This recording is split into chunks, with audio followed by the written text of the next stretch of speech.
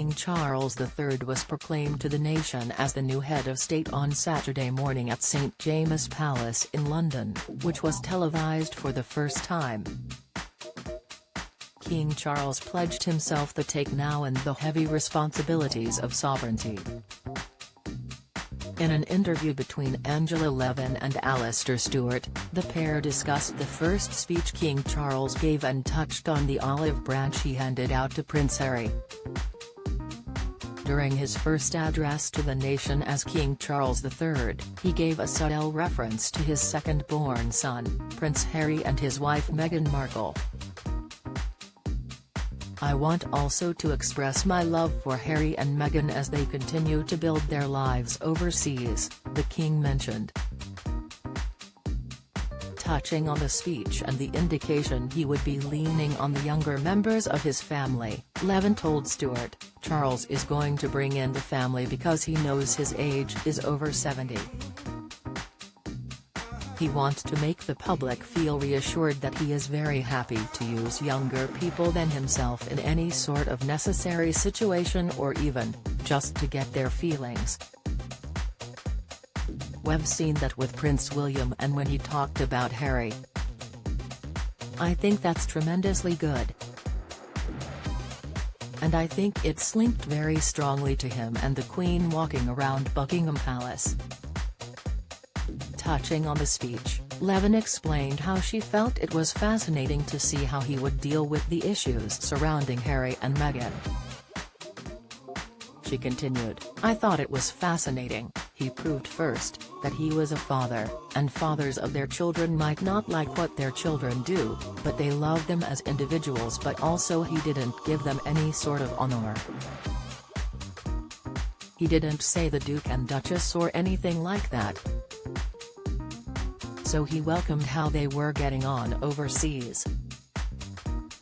He sort of covered it brilliantly without any commitment."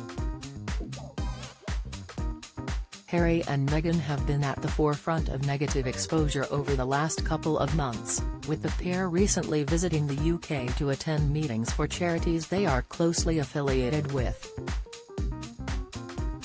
When the news of Queen Elizabeth's death was announced, it was reported Harry arrived at Balmoral 1 hour after the Queen had died. Camilla pulled out of TV interview to rush to Charles' side. Insight, Harry was also the first family member to leave Balmoral and made his way back to Frogmore Cottage where Meghan was waiting for him.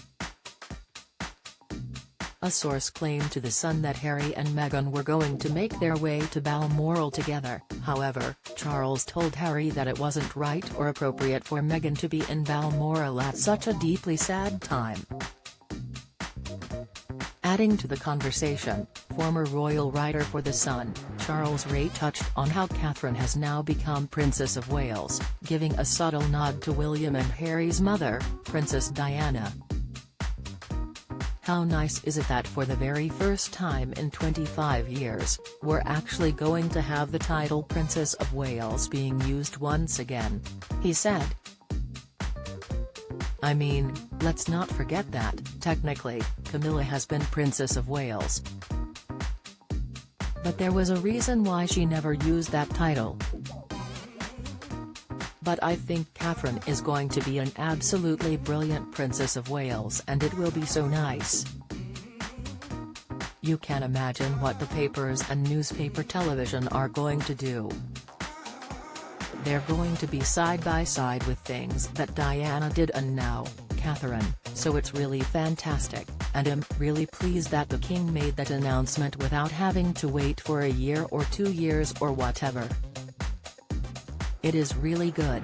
And he had to mention Harry.